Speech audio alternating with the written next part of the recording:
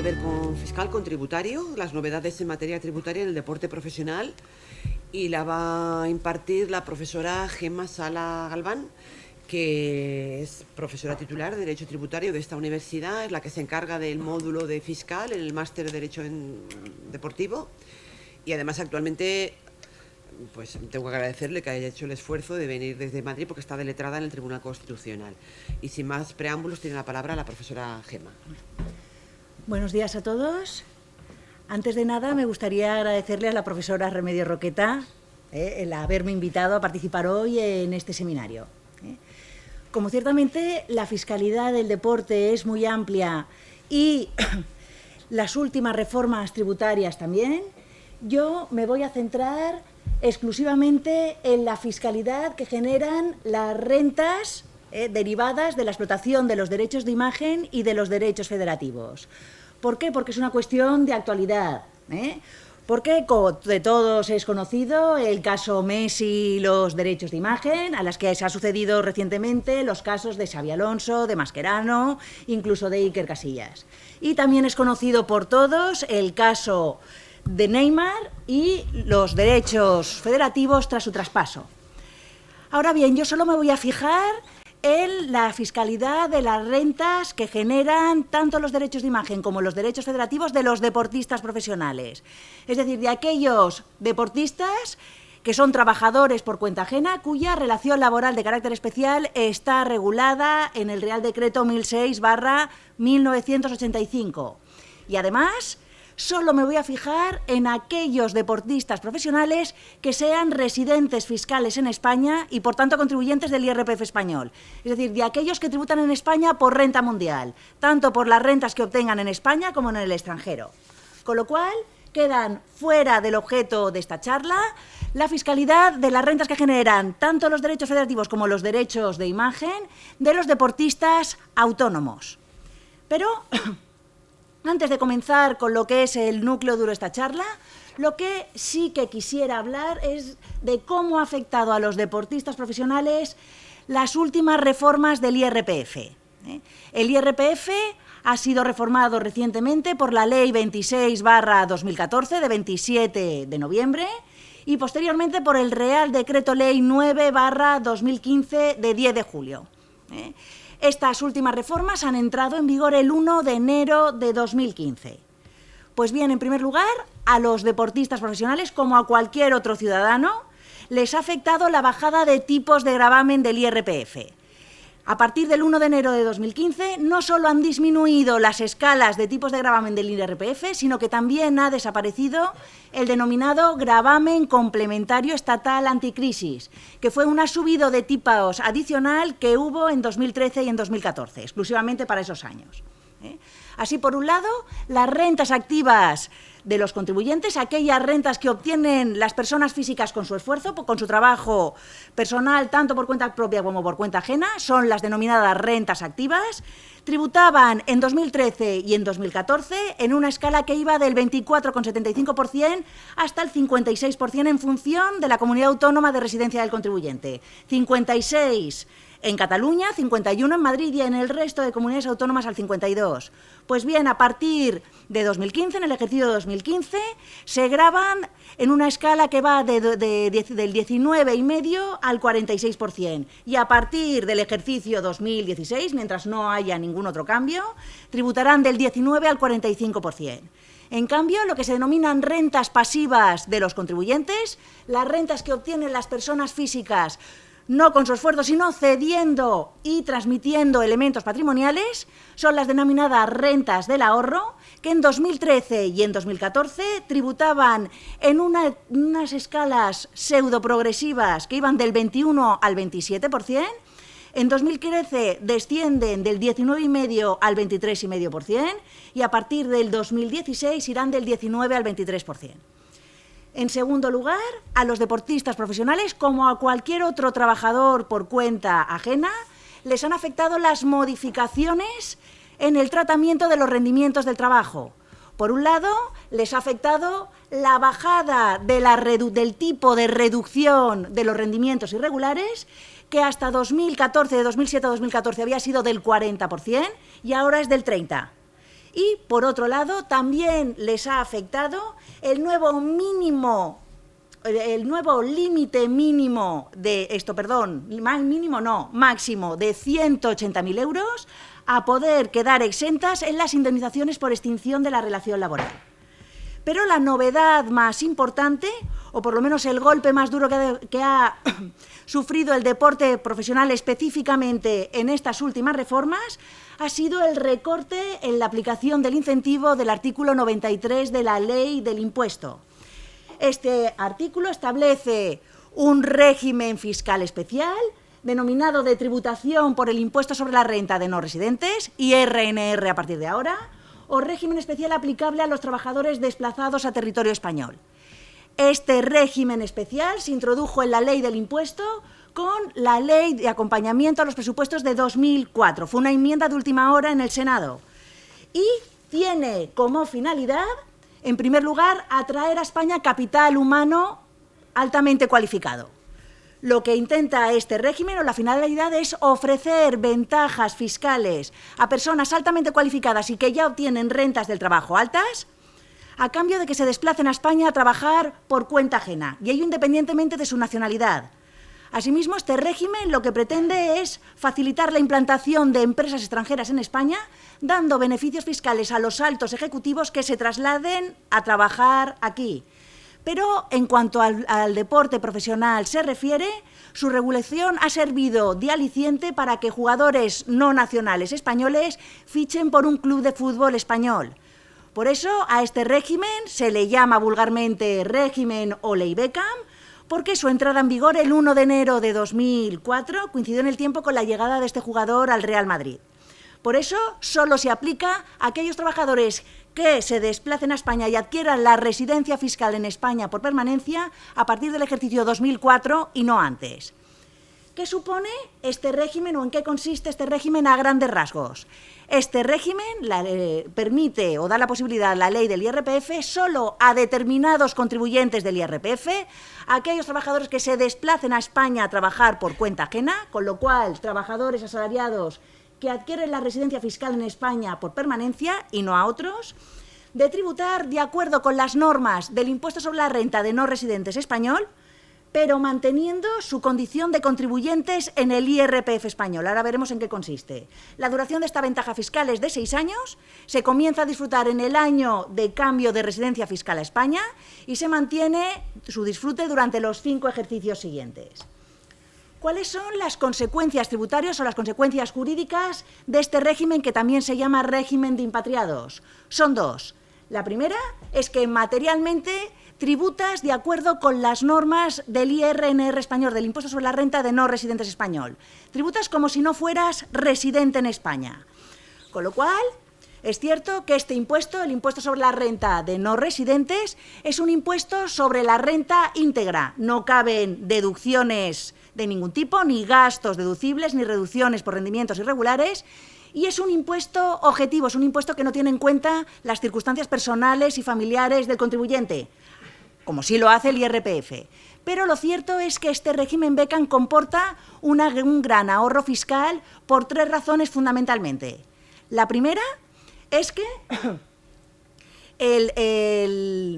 ya lo diré yo. La primera es que solo se tributa por las rentas obtenidas en España, con lo cual no se tributa por renta mundial. Todas las rentas que obtengan los trabajadores acogidos a este régimen fuera de España quedan libres de impuestos en España. La segunda razón es que se gravan a un tipo fijo, que en 2014 era del 24,75%, ahora del 24%, y no a un tipo progresivo, como en el IRPF, que podía llegar en 2014, hemos dicho, hasta el 56%, y que ahora en 2015 llega al 46%. Y en tercer lugar, no se aplica a los acogidos a este régimen un régimen antielusión fiscal, del que hablaré después, que es el régimen de imputación por cesión de derechos de imagen. Con lo cual, la primera consecuencia es que materialmente tributas como si fueras un no residente en España. Pero la segunda consecuencia es que formalmente sí eres contribuyente del IRPF. Y ese es el quid del régimen. Porque las personas acogidas a este régimen son residentes fiscales en España. Y Hacienda les aporta un certificado les da un certificado de residencia fiscal en España para poder aportar a las haciendas extranjeras y evitar ser gravado por renta mundial en ellas. Con lo cual, si el trabajador obtiene rentas en varios estados, en principio consigue no tributar por renta mundial ni a tipos progresivos en ninguno de ellos. España, como estado de residencia, era el único con derecho a gravar por renta mundial. Y no solo renuncia a hacerlo, sino que impide que otros estados lo hagan. Con lo cual, España lo que hace es hacer de paraguas fiscal a este trabajador. Con lo cual, el trabajador consigue tributar en cada estado donde obtenga rentas, solo por las rentas obtenidas en ese estado y a un tipo fijo que en función del estado oscila entre el 20 y el 25%. Este régimen ha permanecido invariable desde que se promulgó en el ejercicio 2004 hasta el 31 de diciembre de 2014, 11 años igual, salvo una excepción. Para el ejercicio 2010 se introdujo por la Ley de Presupuestos una excepción que recortó los incentivos fiscales a este régimen. Y es que los rendimientos del trabajo a obtener por los trabajadores acogidos a este régimen en virtud del contrato laboral que les traía España no podía exceder de 600.000 euros anuales. La gente que venía a España, los trabajadores desplazados a España a partir del 1 de enero de 2010 tenían ese límite cuantitativo de los rendimientos del trabajo a obtener, los de antes no. Pero la Ley 26/2014, de la última reforma del IRPF, introduce un nuevo régimen de impatriados. Un nuevo régimen no solo en cuanto a requisitos de acceso, sino también en cuanto a consecuencias jurídicas. Y la más importante es que los deportistas profesionales quedan expresamente excluidos de ese nuevo régimen de impatriados que se empieza a aplicar a partir del 1 de enero de 2015. No pueden aplicarse ese nuevo régimen de impatriados, en primer lugar, los nuevos deportistas profesionales que fichen por un club español y se trasladen a España a partir del 1 de enero de 2015. Pero, en segundo lugar, tampoco se pueden quedar aplicándose el viejo régimen de impatriados los deportistas profesionales que ya habían fichado por un club y venían disfrutando de ese régimen antes del 31 de diciembre de 2014. Solo hay una posibilidad de poder seguir enganchados al viejo régimen. Es la posibilidad que da, y digo que no pueden seguir enganchados al régimen a partir del 1 de enero de 2015, porque aunque he dicho que tenía una vigencia temporal de 6 años, es un régimen que tiene que cumplir los requisitos cada año, y a partir del 1 de enero de 2015 los deportistas profesionales no lo cumplen. Volviendo a la posibilidad que tienen de seguir enganchados al viejo régimen, es la posibilidad que da la disposición transitoria número 17 de la Ley del Impuesto. Esta ofrece la posibilidad solo a aquellos trabajadores que se hayan desplazado a España antes del 31 de diciembre, ahí pone 2015, pero es 2014, de aplicarse el viejo régimen de impatriados. Ahora, esta opción la tienen que ejercitar en la declaración del IRPF de 2015, nunca ya después. Con lo cual, esa posibilidad la tendrían que ejercitar en el IRPF que se tiene que declarar ahora en 2016, de mayo a junio de 2016. Entrando ya en lo que es el núcleo duro de esta exposición, lo que son los derechos de imagen y los derechos federativos, voy a dividir la exposición en 4 bloques. En el primero voy a analizar las calificaciones tributarias de las rentas generadas por la explotación de los derechos de imagen de los deportistas profesionales. En el segundo me voy a centrar en ese régimen antielusión fiscal que se recoge en el artículo 92 de la Ley del Impuesto sobre imputación de rentas por cesión de derechos de imagen. En el tercer bloque voy a hablar de las 2 técnicas que han utilizado los contribuyentes para eludir la aplicación de ese régimen del artículo 92, que se han llevado a los tribunales, uno que viene de la mano del Real Madrid y el otro viene de la mano del Barça. Y, por último, en el cuarto bloque, hablaré de los problemas fiscales que están creando actualmente los derechos federativos de los deportistas profesionales. Y empiezo ya con el primer bloque. Como sabéis, el derecho fundamental a la propia imagen tiene una vertiente económica que consiste en la facultad de poderla explotar comercialmente autorizando su uso a un tercero. Y a efectos fiscales, las rentas obtenidas por el deportista por la cesión de sus derechos de imagen, en primer lugar, van a quedar siempre grabadas en el IRPF. Eso quiere decir que jamás van a estar exentas. Y en segundo lugar, que se pueden incluir en el IRPF del jugador con muy distintas calificaciones jurídicas en función de dos variantes. La primera, en función de qué tipo de deportista sea el titular de los derechos de imagen, si estamos ante un deportista autónomo o a un deportista profesional. Y la segunda, en función de quién explote los derechos de imagen, si es el propio deportista titular de los mismos o es un tercero. Estas diferentes calificaciones tributarias oscilan entre rendimientos del trabajo, rendimientos del capital mobiliario, rendimientos de actividades económicas e imputaciones de renta.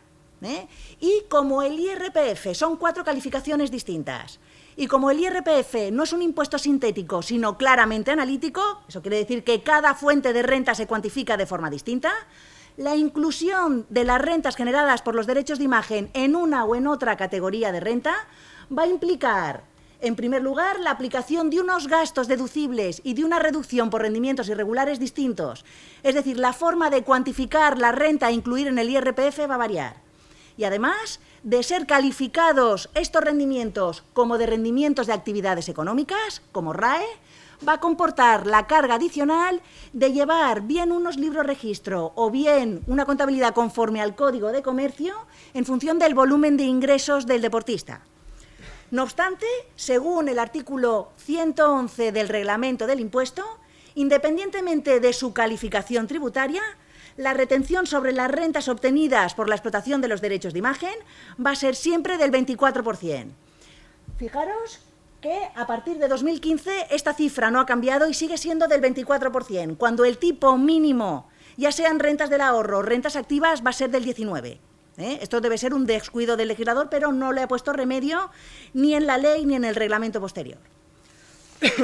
Así, en el supuesto en el que el perceptor de rentas derivadas de esta explotación de los derechos de imagen sea un deportista profesional, pueden generarse los siguientes tipos de renta.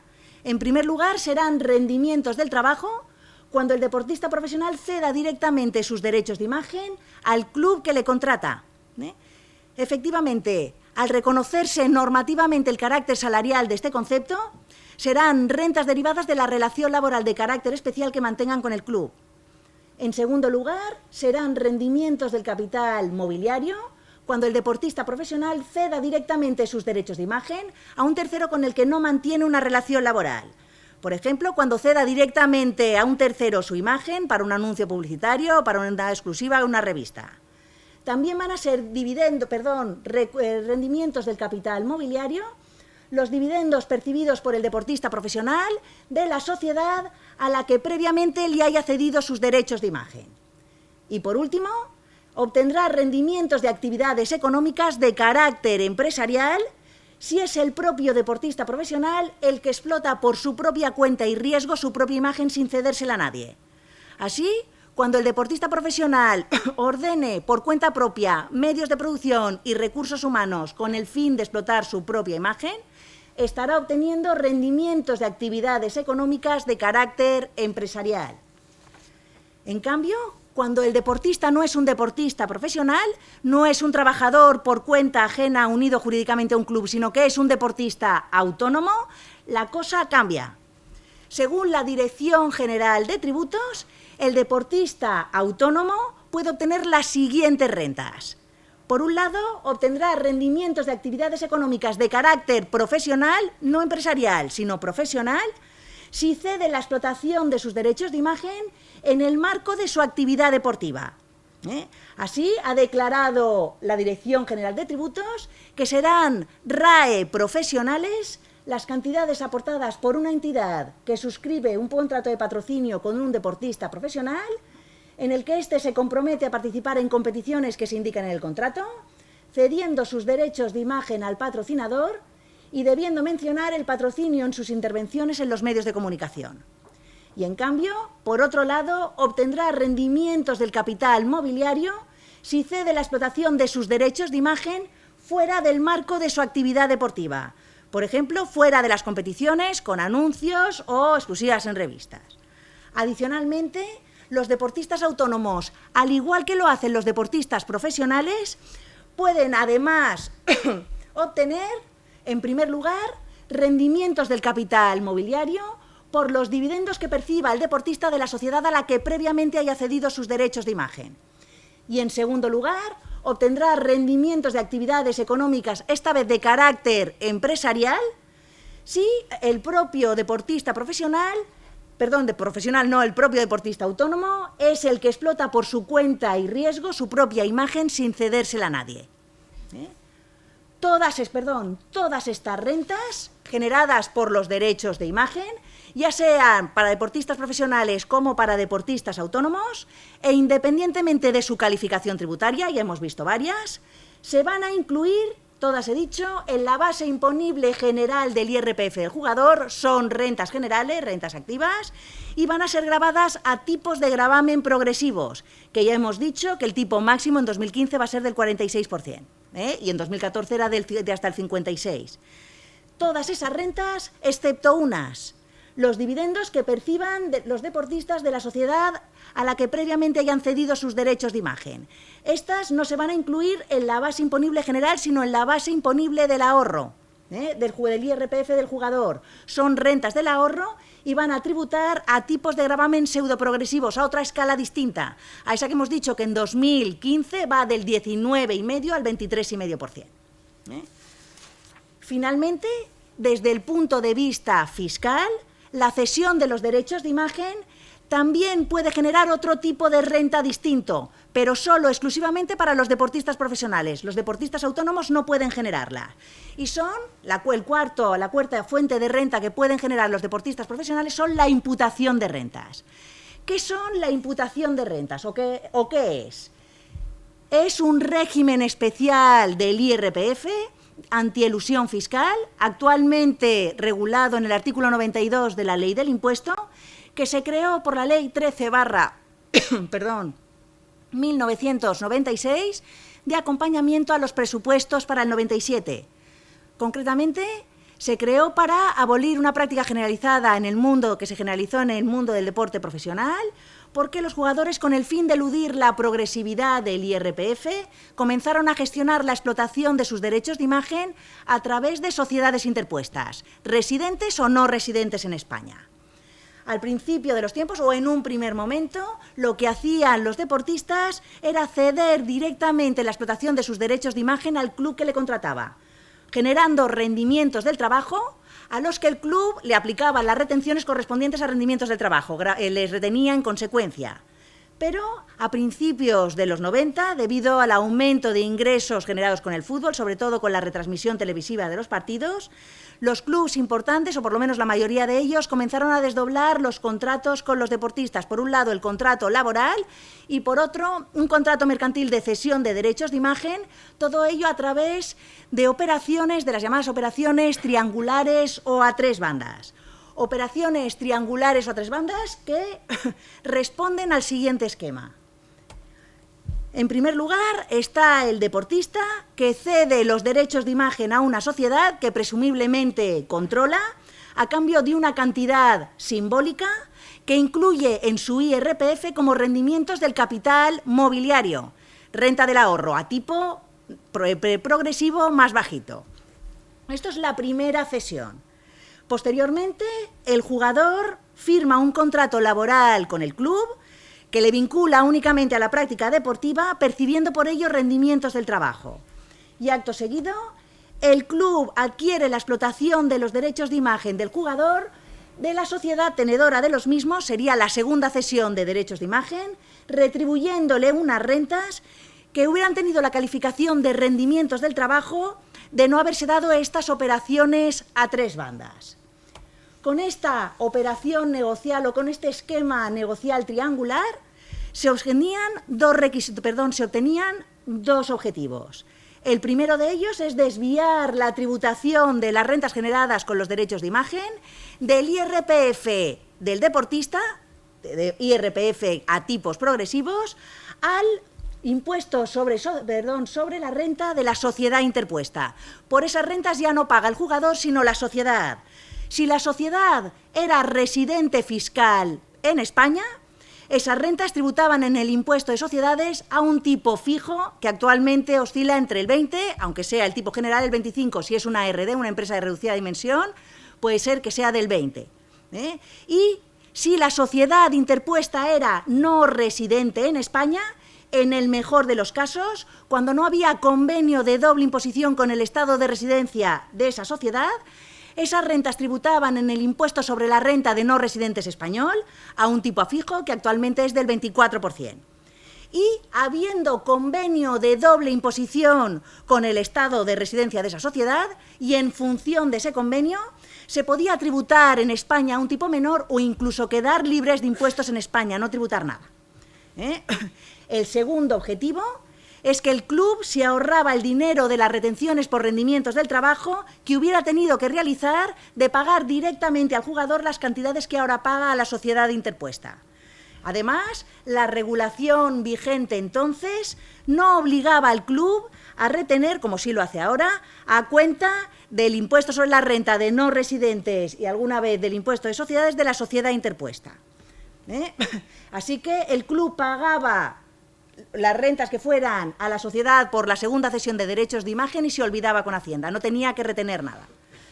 Además, si esa sociedad, a la que vamos a llamar Sociedad 1, que es la sociedad cesionaria de los derechos de imagen, es una sociedad no residente en España y ubicada en un paraíso fiscal, por aplicación de las normas antiparaíso fiscal española, la Sociedad 1 tendrá que pagar en España, como si estuviera en una sociedad en un estado de alta tributación, tendrá que pagar en España el impuesto sobre la renta de no residentes español al 24%, por las rentas que le paga el club español por esa segunda cesión de derechos de imagen.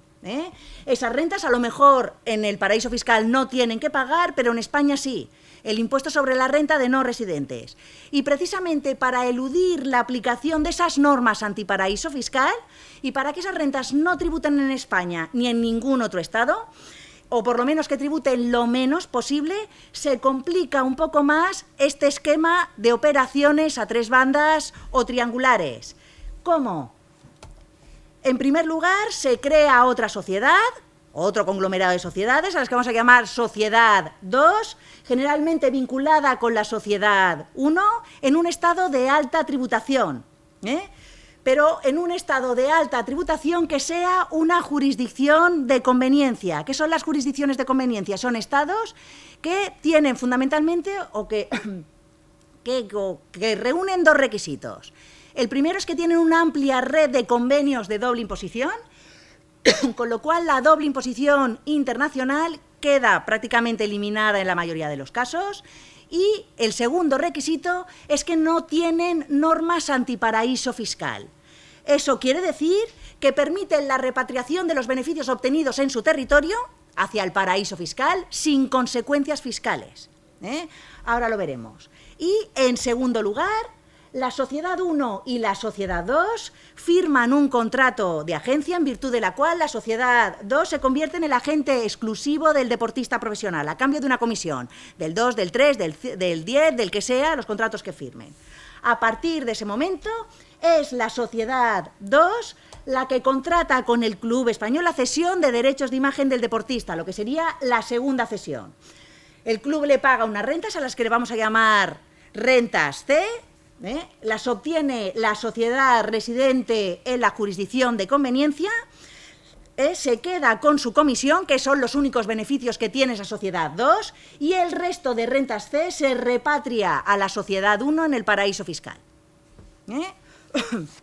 ¿Dónde tributan esas rentas C? Esas rentas que paga el club español a la sociedad residente en la jurisdicción de conveniencia. Son rentas que se consideran de fuente española porque las paga el club español. Y son rentas obtenidas por un no residente en España. ¿Dónde tributan? En principio, quien obtiene esas rentas es la Sociedad 2. Y tendría que tributar en dos estados. En primer lugar, en su estado de residencia por renta mundial, en la jurisdicción de conveniencia, en el impuesto sobre sociedades. Y en segundo lugar, esas rentas C tendría que tributar la Sociedad 2 por ellas en España, porque es el estado fuente, y tendría que tributar en el impuesto sobre la renta de no residentes. Hemos dicho que la jurisdicción de conveniencia tiene una amplia red de convenios de doble imposición. Pues bien, por aplicación del convenio de doble imposición entre la jurisdicción de conveniencia y España, en primer lugar, esos beneficios de la sociedad 2 quedan exentos de tributación en España. En España no tributan, porque son beneficios empresariales y según el convenio hay tributación exclusiva o solo van a tributar en el estado de residencia de la sociedad que los obtiene, con lo cual en España exentos por aplicación del convenio. Pero hemos dicho que esa sociedad 2 es un agente, es comisionista, con lo cual solo se va a quedar con un tanto por cien de las rentas C. Imaginemos que le da 100 y se va a quedar con el 10. Esas 10 va a ser la renta a incluir por esa sociedad 2 en su impuesto de sociedades. El resto de rentas C, que serían los 90 que faltan, son beneficios de la sociedad 1. Es la sociedad 1 residente en el paraíso fiscal y son rentas obtenidas ¿dónde? En la jurisdicción de conveniencia.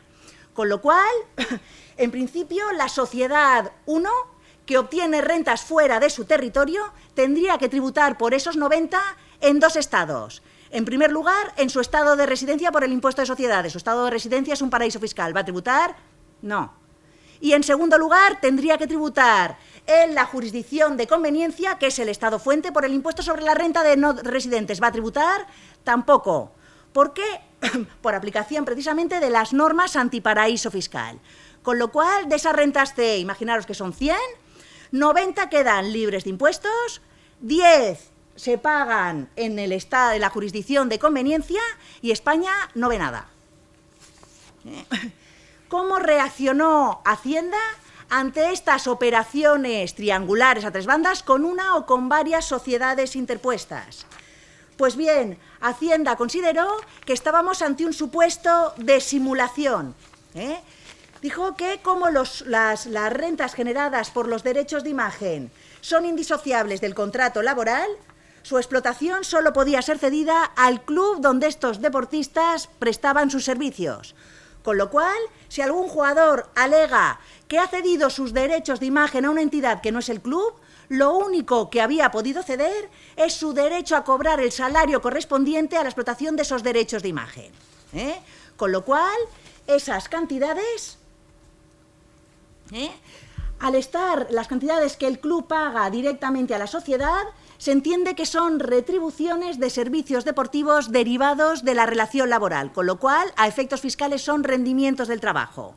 Y ello comporta 2 consecuencias. La primera es que el jugador tiene que incluir esas rentas como rendimientos del trabajo en su IRPF y, en segundo lugar, el club debe retener por esas rentas que paga a la sociedad de acuerdo con las normas de rendimientos del trabajo para que se las incluya el deportista. Los tribunales han dado la razón a Hacienda y han calificado estas operaciones triangulares de simulación, aunque en realidad estas operaciones son en fraude de ley, porque la cadena de contratos de cesión de derechos de imagen se ha realizado conforme a derecho, pero se ha realizado de forma artificial. El único propósito de esta sucesión de contratos de derechos de imagen es eludir la progresividad del IRPF y la consiguiente práctica de retenciones sobre los rendimientos del trabajo correspondientes.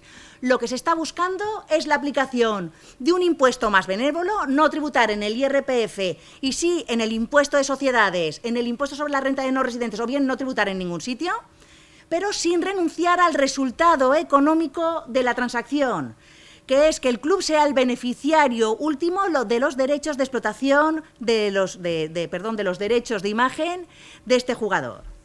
No obstante, a partir del 1 de enero de 1997, al crearse el régimen de imputación de rentas por cesión de derechos de imagen, ya no hace falta acudir al expediente de fraude de ley ni a la simulación para que el jugador tribute por las rentas que paga el club directamente a estas sociedades tenedoras de los derechos de imagen. Sino que la integración de tales rentas en el IRPF del deportista se hace por expreso mandato legal siempre que se cumplan 4 requisitos. El primer requisito es que el deportista, residente fiscal en España y contribuyente en el IRPF español, ceda sus derechos de imagen a favor de un tercero. Para que se dé este primer requisito, En primer lugar, da igual que la sociedad cesionaria de los derechos de imagen sea residente o no residente en España. Y también da igual qué objeto social tenga, si es que lo tiene.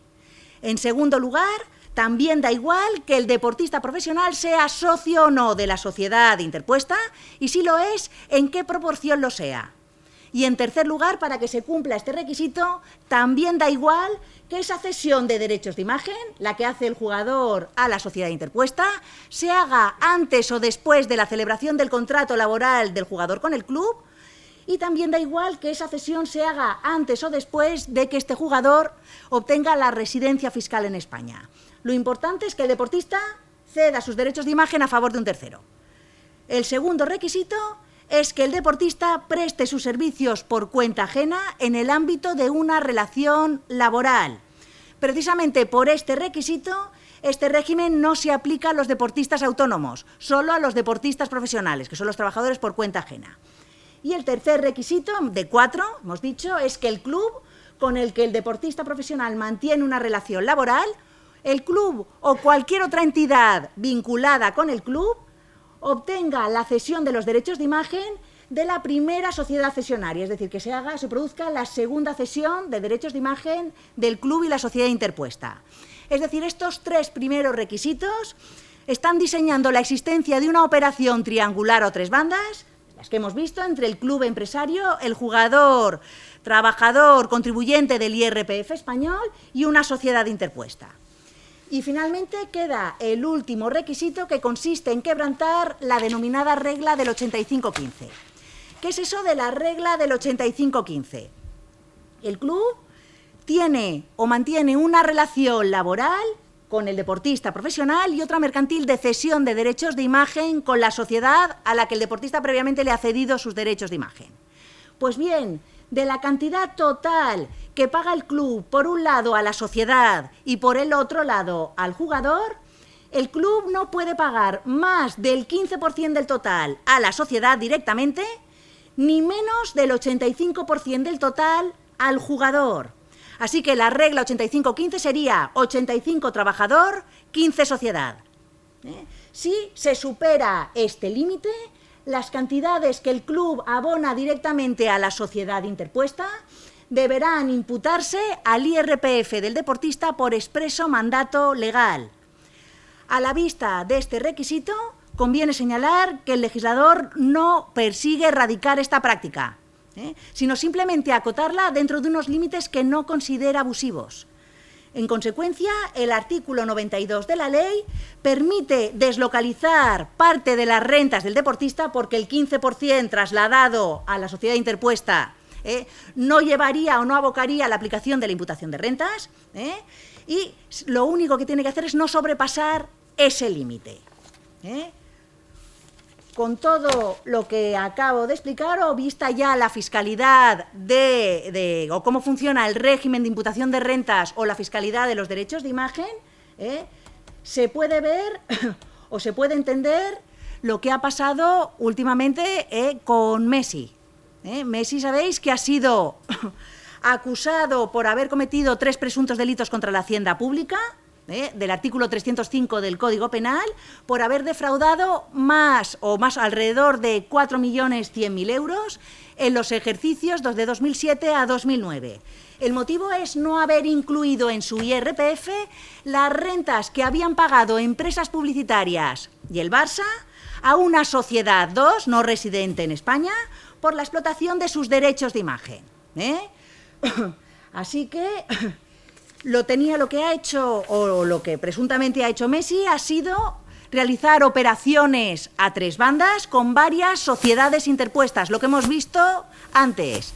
Está el jugador, está el club de fútbol, están sociedades ubicadas en paraísos fiscales, esta vez en Belice y en Uruguay, y sociedades 2 ubicadas en jurisdicciones de conveniencia en Reino Unido y en Suiza, y unidas entre ellas por contratos de agencia. Con lo cual son un entramado grande de sociedades ubicadas en Reino Unido y en Suiza los agentes exclusivos, los que se encargan de los derechos de imagen del jugador. En una primera parte del entramado de contratos, que es el que tiene con el Barça, son estas sociedades dos de Reino Unido y Suiza las que se encargan de contratar la cesión de derechos de imagen con el Barça. Con lo cual, como hemos visto, esas rentas C que paga el club de fútbol a la sociedad 2 que está ubicada en una jurisdicción de conveniencia, y hemos dicho, en España no pagan, por aplicación del convenio de doble imposición. La sociedad por ellas solo paga la comisión en la jurisdicción de conveniencia. Y el resto, el grueso de las rentas C, el grueso de las rentas que paga el club de fútbol a la sociedad 2, pertenecen a la sociedad 1, que se repatrian sin consecuencias fiscales a la sociedad 1 y no pagan el impuesto sobre la renta de no residentes en la jurisdicción de conveniencia, ni ningún impuesto, ni en Belice ni en Uruguay. ¿Qué es lo que hace Hacienda aquí? Aplicar el artículo 92 de la ley. Seguramente se ha quebrantado la regla del 85-15. El club ha pagado seguramente más del 15% a estas sociedades y menos del 85% al jugador. Esto por un lado. Y por otro lado tenemos el entramado de sociedades, es el mismo esquema, pero en vez de contratar con el club de fútbol, contrata con las empresas publicitarias ubicadas en distintos países. Estamos en las mismas. Las rentas que estas empresas publicitarias pagan a la sociedad 2 que está en la jurisdicción de conveniencia, por aplicación de los convenios de doble imposición, no pagan el impuesto sobre la renta de no residentes en los estados de residencia de las entidades publicitarias. Solo se paga, hemos dicho, la sociedad 2 solo paga el impuesto de sociedades en su estado de residencia, la jurisdicción de conveniencia, por la comisión. El resto se repatria a la sociedad 1 ubicada en el paraíso fiscal sin consecuencias fiscales.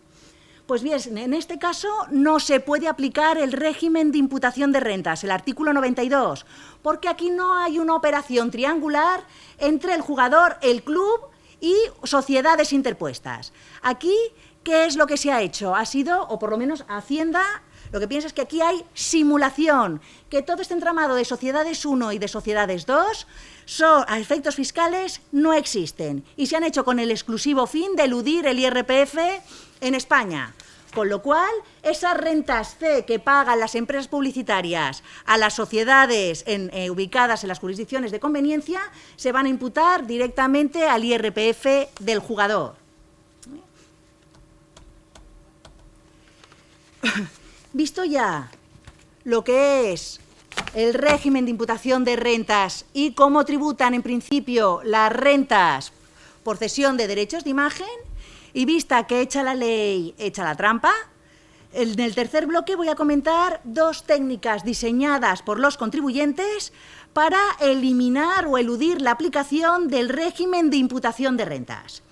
Bien, ¿cómo se puede evitar que las rentas que paga directamente el club a la sociedad interpuesta por esa segunda cesión de los derechos de imagen del jugador acabe tributando en el IRPF del jugador por aplicación del régimen de imputación de rentas del artículo 92?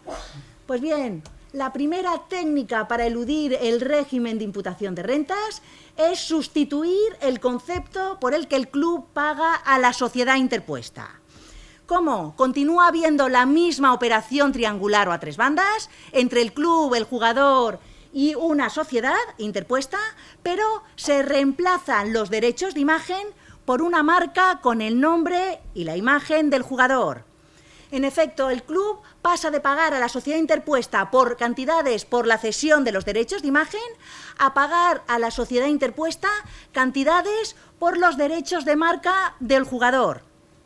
Y todo ello amparado por el artículo 4.2 de la Ley de Marcas, que permite registrar como marca el nombre y el apellido o la imagen de una persona física. Con ello, sustituyendo los derechos de imagen por marcas, se consigue, por un lado, eludir la aplicación del régimen de imputación de rentas, eludir el artículo 92 de la ley. El jugador ya no va a tributar en el IRPF por las rentas que paga el club directamente a la sociedad interpuesta por esos derechos de marca que jurídicamente tienen la calificación de cánones. Y alude la aplicación de este régimen especial antielusión haciendo una interpretación literal del artículo 92. el artículo 92 habla de imputar al jugador en su IRPF las cantidades pagadas por cesión de derechos de imagen y no de imputar al jugador las cantidades pagadas por la entidad por las licencias de marca. En consecuencia, quien tributaría por esos cánones pagados por el club sería la sociedad interpuesta, que recibe efectivamente esas cantidades, que generalmente es una sociedad no residente en España. Pero por otro lado, ¿cómo tributa en España esa sociedad interpuesta no residente por esos cánones de fuente española, porque los paga el club español, por los derechos de marca de este jugador o de estos jugadores? Si hay convenio de doble imposición con el estado de residencia de la sociedad, en primer lugar, la sociedad interpuesta no residente únicamente tributará en España por esos cánones de fuente española, nunca al 24%, nunca aplicándose el impuesto sobre la renta de no residentes español al 24%. Va a tributar siempre a un tipo inferior, que el que ponga el convenio, del 5 al 10%.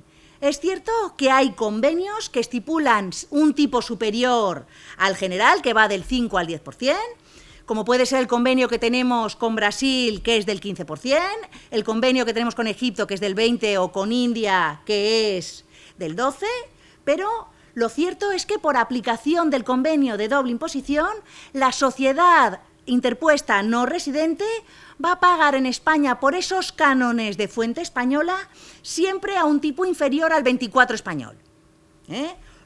Así que si no hubiera convenio de doble imposición, pagaría el 24% de esas rentas. Y si hay convenio, generalmente paga de un 10 a un 5%. Pero, como señalo ahí, también puede ser que la sociedad no residente en España ni siquiera tenga que tributar en España por esos cánones de fuente española. Y ello debido a que si el convenio de doble imposición sigue en este punto al artículo 12 del modelo de convenio de la OCDE, exigirá tributación exclusiva en el estado de residencia de la sociedad interpuesta e impedirá a ese convenio, al estado fuente, que es España, gravar esas rentas. Así, los cánones pagados por un club español a una sociedad interpuesta no residente por los derechos de marca de un jugador van a quedar libres de impuestos en España, por aplicación del convenio, si la sociedad interpuesta es residente en Albania, Alemania, Barbados, Croacia, Emiratos Árabes, Georgia, Malta y me falta ahí Hungría. Esta primera técnica para eludir el régimen del de la imputación de rentas ya se ha planteado jurídicamente en el Real Madrid, con 7 jugadores de su plantilla, en el IRPF de estos últimos, correspondiente a los ejercicios 98 y 99. Y ha sido resuelto recientemente, bueno, no tan reciente ya, por el Tribunal Supremo, en la sentencia de 28 de enero de 2011, que vino a confirmar la solución que ya había dado la Audiencia Nacional en su sentencia de 26 de abril de 2007 y por el Tribunal Económico Central en su resolución de 20 de noviembre de 2003. Bien, el Tribunal Supremo, aplicando el artículo 13 de la Ley General Tributaria, declara que los negocios jurídicos deben ser calificados conforme a su verdadera naturaleza jurídica y económica, es decir, independientemente de la forma o el nomen juris que le den las partes. Y además deben ser gravados de acuerdo con esa verdadera naturaleza jurídica y económica. Por ello, concluye el Tribunal Supremo, la compra de las licencias de marca celebradas entre el club y las sociedades interpuestas correspondientes a cada jugador son en realidad negocios indirectos que deben ser recalificados a efectos fiscales al haber sido celebrados con el único fin de evitar la aplicación del régimen de imputación de rentas del artículo 92. Según el Tribunal Supremo, el verdadero negocio pretendido es la explotación de los derechos de imagen de los jugadores. Y para llegar a esa conclusión, el Tribunal se basa en el conjunto de operaciones que ha realizado el club, viéndolas como un todo y atendiendo especialmente a 4 hechos significativos. El primero es la modificación que sufren los contratos de cesión de derechos de imagen de estos jugadores que tiene el club con las sociedades cesionarias de los mismos, en virtud de los cuales disminuyen las cantidades que van, a partir de ese momento, a percibir estas sociedades. Segundo hecho, simultáneamente a esta modificación de los contratos de cesión de derechos de imagen, se celebran unos pretendidos contratos de cesión de licencia de marca con otras sociedades distintas a las que van a parar las cantidades que el club antes pagaba a las sociedades cesionarias de los derechos de imagen. En tercer lugar, el Tribunal Supremo se fija en que el Real Madrid obtiene pérdidas millonarias si se compara el dinero que obtiene con la comercialización de las marcas de estos 7 jugadores y el dinero que paga por las licencias. Y según el Tribunal Supremo, parece lógico que un club de la envergadura del Real Madrid no hubiera hecho un estudio de mercado previo para conocer qué beneficios iba a obtener con esas marcas antes de adquirirlas durante la vigencia del contrato laboral de los futbolistas. Y finalmente, el Tribunal Supremo se basa en la vigencia de los contratos de licencia de marca que está expresamente o queda expresamente supeditada al mantenimiento de la relación laboral entre el club y estos jugadores, de tal manera que la extinción del contrato laboral con el club implica la extinción del contrato de licencia de marca con la sociedad. Adicionalmente, el Tribunal Supremo argumenta que una marca, por definición legal, no puede ser el único elemento diferenciador entre los productos, con lo cual pretender que un nombre o una imagen sea la marca de un producto para distinguirlo de otro igual que solo difiere del anterior en esa marca es desconocer el concepto jurídico de marca. Por ello, acaba diciendo que cuando el club comercializa camisetas u otros productos en los que estampa el nombre o la imagen de un jugador de su plantilla, en esas camisetas son un mero soporte para el nombre o la imagen del deportista plasmado en ellos, lo que está haciendo el club no es utilizar una marca como derecho industrial, sino utilizar la imagen del jugador. Con lo cual, las cantidades que está pagando el club por esas licencias de marca a esas sociedades son en realidad cantidades pagadas por cesión de derechos de imagen. Y con lo cual hay que aplicar el régimen de imputación de rentas, del artículo 92. La segunda técnica para eludir el régimen de imputación de rentas consiste en convertir estas operaciones triangulares, club, deportista y sociedad interpuesta, en cuadrangulares. ¿Cómo? Introduciendo o complicando el esquema e introduciendo una entidad más en la cadena de cesión de derechos de imagen de los jugadores. Se hacen ahora operaciones a 4 bandas para evitar precisamente superar ese límite de la regla del 85-15. El esquema sería el siguiente. El club tiene 3 contratos, uno laboral con el deportista, uno mercantil de cesión de derechos de imagen con la sociedad interpuesta y un tercer contrato con una televisión con el que pacta la retransmisión de los partidos. Así las cosas, si el club paga directamente a la sociedad interpuesta por los derechos de imagen que después utiliza la televisión para retransmitir los partidos, el club con toda probabilidad va a pagar más del 15% de sus retribuciones totales, de las retribuciones que paga directamente a la sociedad por la cesión de los derechos de imagen y menos del 85% de lo que paga totalmente directamente al jugador por los rendimientos del trabajo. Con lo cual estará incumpliendo la regla del 85-15 y será de aplicación el régimen de imputación de rentas del artículo 92 de la ley. Pero como la regla del 85-15 solo afecta a los pagos que realiza el club, la solución para eludir el régimen de imputación de renta es que parte de esas cantidades que la sociedad percibe por la cesión de derechos de imagen no los pague directamente el club, sino que los pague la televisión adjudicataria de los derechos de retransmisión. ¿Cómo? Realizando una innovación de los contratos que tiene el club con la televisión y con la sociedad interpuesta y celebrando un cuarto contrato entre la televisión y el club, Con lo cual, cada euro que pague la televisión a la sociedad serán euros que deje de percibir el club. Con lo cual, el efecto final de todas estas operaciones a 4 bandas será neutra para todos los sujetos intervinientes, televisión, club y sociedad interpuesta, que ni ganan ni pierden. El único que gana es el jugador, que evita así la aplicación del régimen de imputación de rentas, el artículo 92 de la ley.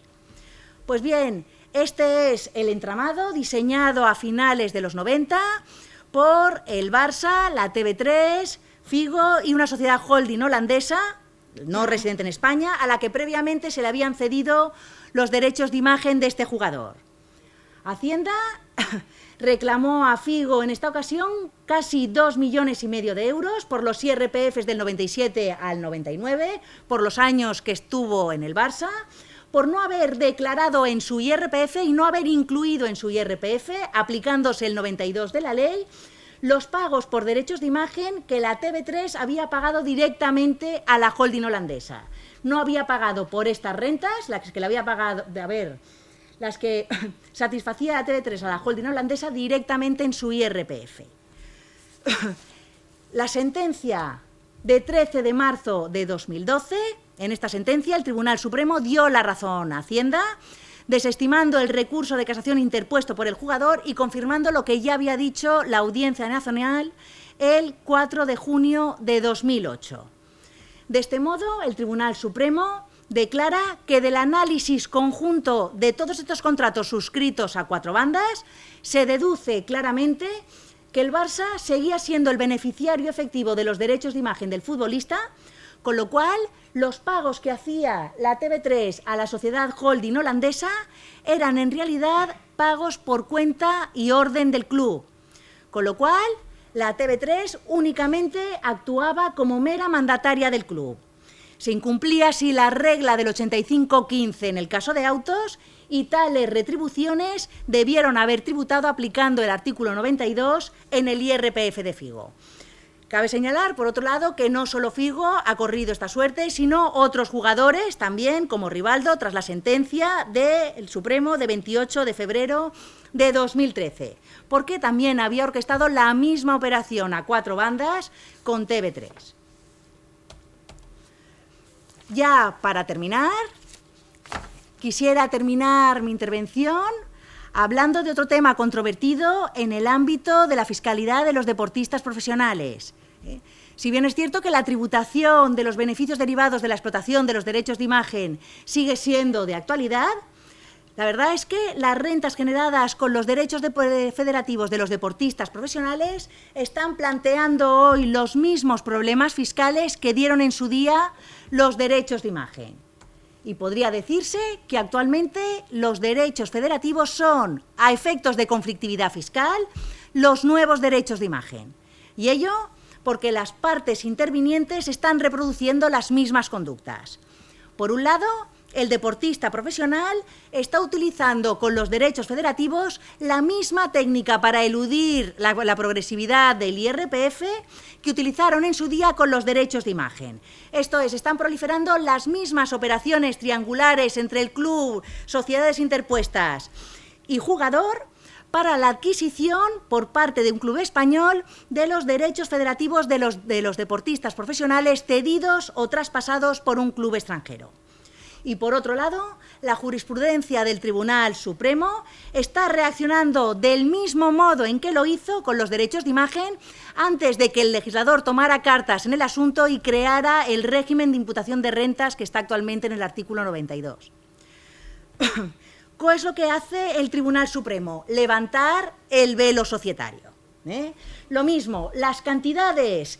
Considera el Tribunal Supremo que las cantidades que paga el club español cesionario de destino a la sociedad tenedora de los derechos federativos del deportista son en realidad retribuciones de servicios deportivos derivados del contrato laboral, con lo cual, a efectos fiscales, son rendimientos del trabajo y ello comportan 2 consecuencias. La primera es que esas rentas deben tributar en el IRPF del jugador como rendimientos del trabajo.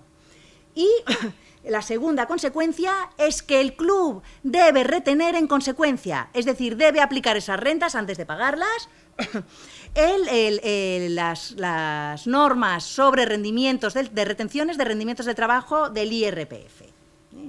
Como sabéis, ya ha explicado Reme, los derechos federativos, ya sabéis lo que son, y sabéis además que los titulares exclusivos de los derechos federativos son los clubs mientras dure la relación laboral con el trabajador. Y que si los clubs ceden los derechos de imagen, lo tienen que hacer a otro club, lo pueden hacer temporal o definitivamente, pero siempre con el consentimiento del jugador. Y además, tanto el 11.4 para las cesiones temporales como para los traspasos, el artículo 13 del Real Decreto 1006, el jugador cedido o traspasado tiene derecho a un porcentaje no inferior al 15% sobre la cantidad percibida por su cesión o traspaso. Pues bien, la cuestión que se plantea aquí, o que se plantea desde el punto de vista fiscal, es cómo deben tributar las cantidades que paga el club español cesionario por los derechos federativos de jugadores procedentes de clubes extranjeros cuando se dan dos circunstancias. La primera, cuando el pago no se hace directamente al club extranjero de origen, sino que se hace un tercero, generalmente una sociedad no residente en España. Y segunda circunstancia, cuando ese pago excede de la cantidad convenida entre los clubs por la cesión o por el traspaso. Este sería el caso de esos famosos 40 millones de euros pagados en principio por el Barça a la sociedad Neymar & Neymar, controlada por los padres del jugador, con motivo del traspaso de Neymar en junio de 2013 del Santos al Barça. En un principio, la directiva del Barça se acogió a una cláusula de confidencialidad del contrato y no quería decir en virtud de qué o en concepto de qué se pagaban esos 40 millones a esta sociedad. Después, en una rueda de prensa de 24 de enero de 2014, Bartomeu dijo que era una compensación al padre de Neymar por haberle convencido para que fichara a su hijo por este club español.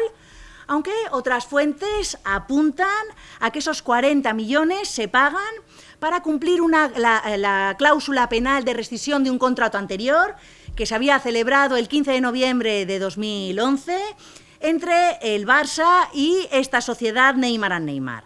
Porque la intención del Barça era haber fichado a este jugador cuando terminara su contrato con el Santos a principios de 2014, y para ello iba a pagar 40 millones de euros, de los cuales se adelantaban 10 articulados como un préstamo sin intereses, y si el Barça incumplía ese contrato, como penalización tenía que pagarlos igualmente a esta sociedad. Cosa que hizo porque incumplió este primer contrato, porque no fichó a este jugador a principios de 2014, sino en junio de 2013. Con lo cual, estaríamos hablando de estas rentas. ¿Qué pasa con esos pagos que paga el club español de origen a una sociedad no residente en España? En virtud por el traspaso de jugadores y que exceden de las cantidades convenidas para el traspaso.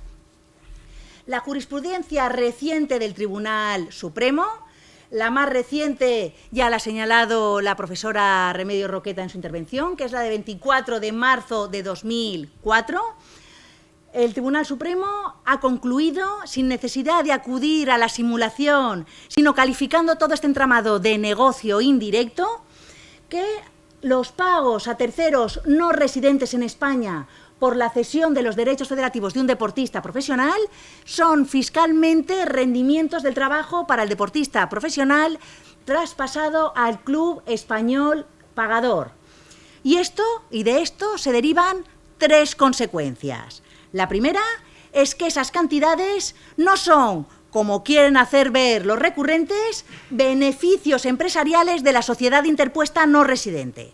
Si eso fuera así, esas cantidades quedarían libres de impuestos en España, porque aplicando el convenio de doble imposición, ya os he dicho que los beneficios empresariales tributan exclusivamente en el estado de residencia de la sociedad que los obtiene, que no sería España. Así que esas cantidades no van a ser beneficios empresariales. Segunda conclusión que saca el Tribunal Supremo. El club español, estas cantidades se entienden obtenidas por un residente en España, que es el jugador traspasado, y obtenidas en España, porque las paga un club español, con lo cual deben incluirse en el IRPF del jugador. Y tercera consecuencia, el club español debe retener por esas cantidades conforme a las normas del IRPF para rendimientos del trabajo. Y para llegar a esta conclusión se basa en dos argumentos. El primero de ellos es que como el club es titular exclusivo de los derechos federativos y solo se los puede ceder a otro club, los terceros solo pueden intervenir en las operaciones de cesión de los derechos federativos en calidad de mediadores.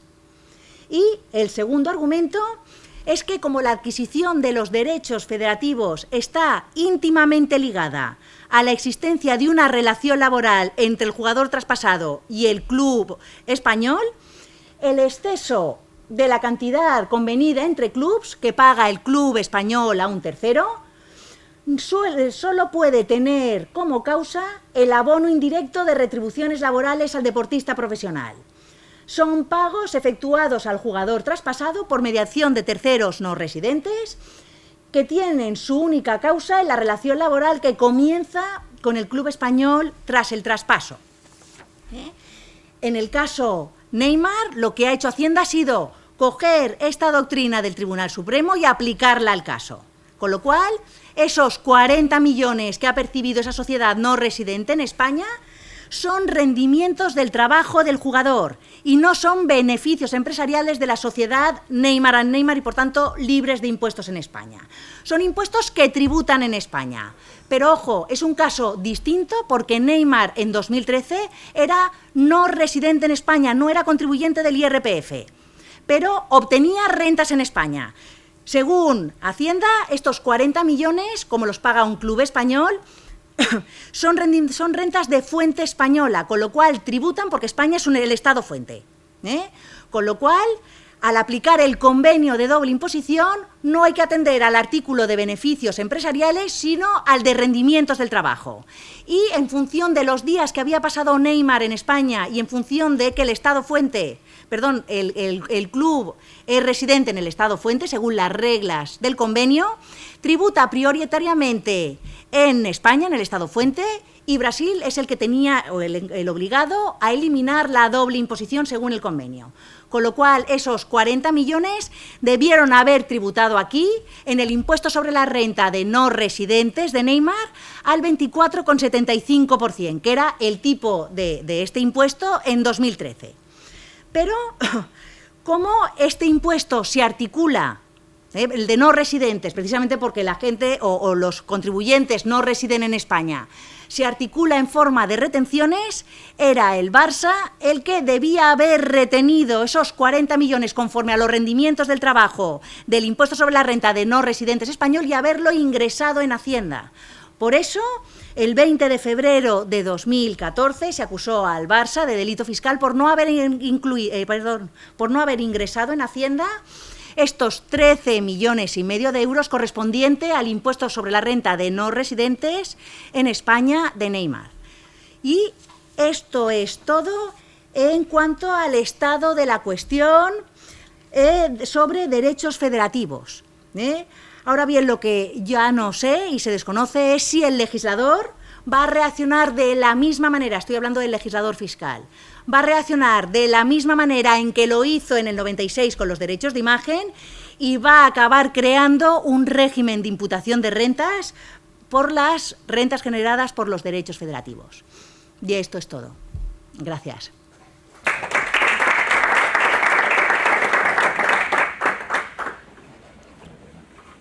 Sí. Una pregunta. Sí. Yo creo que no, sobre todo por el bloque 2, ¿vale? Vale. Hay una modalidad ahora, está habiendo problemas ahora entre futbolistas y Hacienda por el 85-15, ¿vale? Pero de la manera natural, es decir, el futbolista cede a los 20 años los derechos de imagen por X dinero, Sí.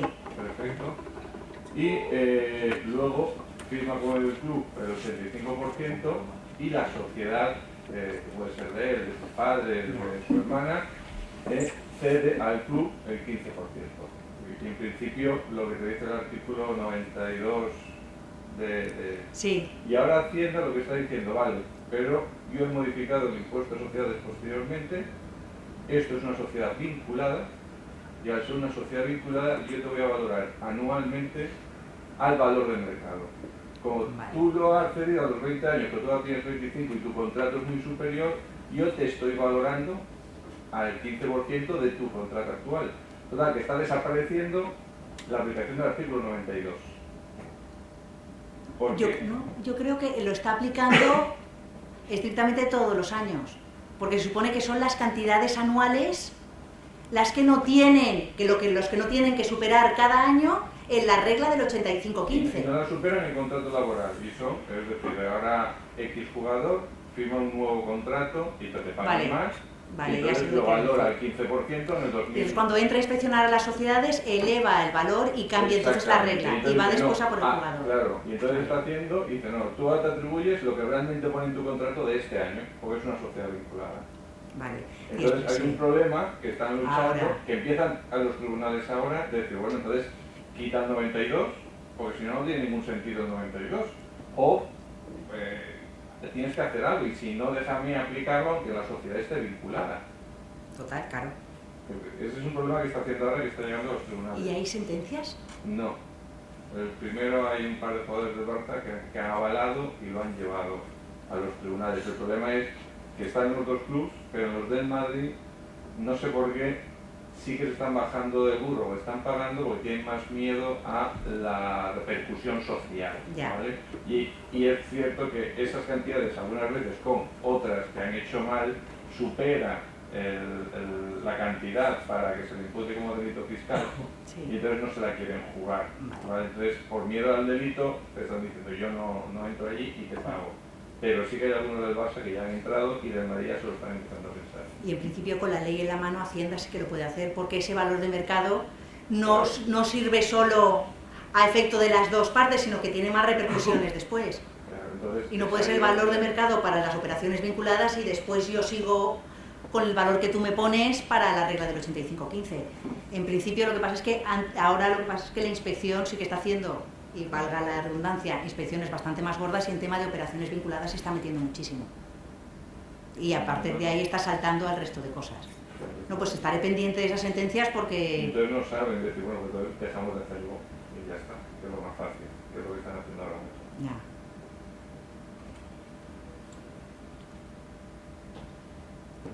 Me gustaría preguntarte si has reflexionado un poco sobre cómo se podría conseguir un sistema fiscal que evitara todos estos vídeos. A mí me entra una angustia de escuchar todas estas operaciones. ¡Qué cansancio! Pues a lo mejor directamente que pagaran directamente y ya está. Si pagaran lo que tuvieran que pagar sin hacer todo esto, pues tranquilamente no tendríamos tanto entramado. Claro, no, tampoco comeríamos, sí. No, pero también tener en cuenta que la carrera del deportista gana mucho en muy poco tiempo. Entonces esto yo creo que es justo tenerlo en cuenta, ¿no? Es una reivindicación de este colectivo durante muchos años, y lo que pasa es que el legislador fiscal jamás ha dado pábulo a eso. Nunca, porque también alega que hay mucha gente o muchos contribuyentes que durante toda su vida laboral no ven ese dinero nunca. Con lo cual, ya. Sí. Pasa que hay futbolistas mucho más modestos que tienen una carrera de 13 o 15 años y que están cobrando lo mismo que un salario de un trabajador. Claro, pero entonces no estaríamos en este entramado de cosas que no le vienen. Pero una tributación muy elevada, es decir, puede ser que la fundamentación de los grandes dice, bueno, es que tal, pero hay otros muchos que cobran mucho menos y que tienen una carrera de 15 años y están cobrando lo mismo que el resto, ¿no? Se ha intentado en todas las reformas tributarias, se ha intentado meter. Y jamás se ha conseguido. Con ese colectivo, con el colectivo de deportistas, con el colectivo de artistas, y de la gente. Se puede ser artista hasta los 70, 80 años. Bueno, a lo mejor los de la voz, pueden ir ganando dinero a lo largo de su vida laboral. En cómputo total pueden ganar lo mismo, pero han tributado menos porque se ha repartido el dinero. Yo creo que es injusto el sistema para los deportistas, vaya.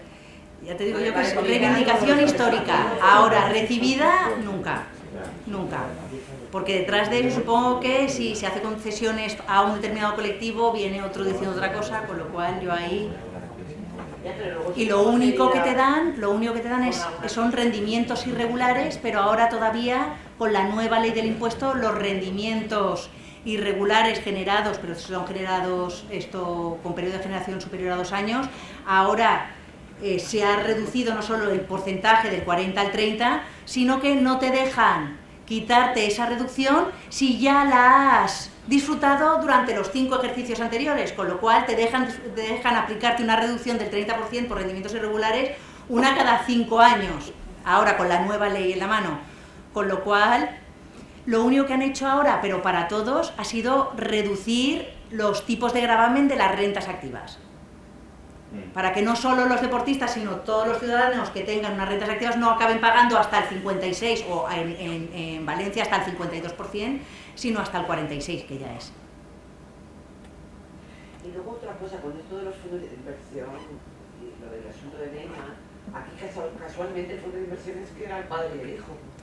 Pero la mayoría de los casos... Y había otro también que se siente estafado, que es el que está yendo por estafa, que es el Grupo DIS, que tenía el 40% de los derechos federativos de Neymar y que solo ha visto su parte de los 17 millones de traspaso, pero nada del 40 ni nada de los contratos sucesivos de distintas sociedades vinculadas que tienen Neymar con distinto apellido también, que tampoco ha visto dinero y que también quiere, y que por eso ha iniciado una querella de estafa contra a fuego de inspección contra las sociedades Neymar y... La mayoría de los casos, cuando sí, los clubes pagan a los fondos de inversión por la compra o cesión de los derechos económicos de los jugadores, aquí recurrir y extrapolar la doctrina del Supremo a propósito de la cesión de los derechos de imagen no es correcta, porque realmente el jugador aquí no se está pagando al jugador a través de una persona interpuesta, se está pagando a otra persona que no tiene nada que ver con el jugador.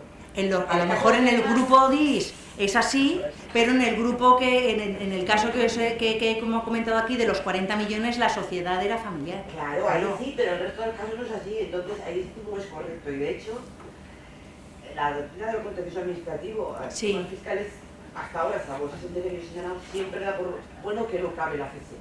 Claro, y si te fijas, en esa doctrina tampoco distinguen entre derechos federativos y derechos económicos. Se mete todo y Hacienda no se quiere complicar la vida. Ve una operación triangular y ataja con simulación. Pero siempre son reclamaciones contra el club. Hay un caso en el que se va contra un jugador. Y ahí, si quieres, la tengo, pero no tengo, ahora no tengo los papeles. Aquí, claro, salir de responsabilidad al jugador, porque claro, ¿cómo se va a condenar a pagar por impuestos al jugador por una cantidad que no la cobra él, que la cobra el fondo de inversión? Y ahí sí que ahí no se condena al jugador. No sé, como que no sé, cuando hablas de condenar, condena a pagar impuestos, dices. Sí. O sea, que pague impuestos. Que no, porque es que realmente cómo va a pagar el impuesto de la renta a las personas físicas en una cantidad que no se le paga a él, que no la cobra, no es el destinatario, es el fondo de inversiones. Es el fondo de inversiones, vale. Otra cosa es que el fondo hubiera sido él y su familia, pasa lo mismo que con los derechos de imagen de la familia suya. No, esa sentencia no la tengo, pues eso me la pasas y ya me la voy jugando.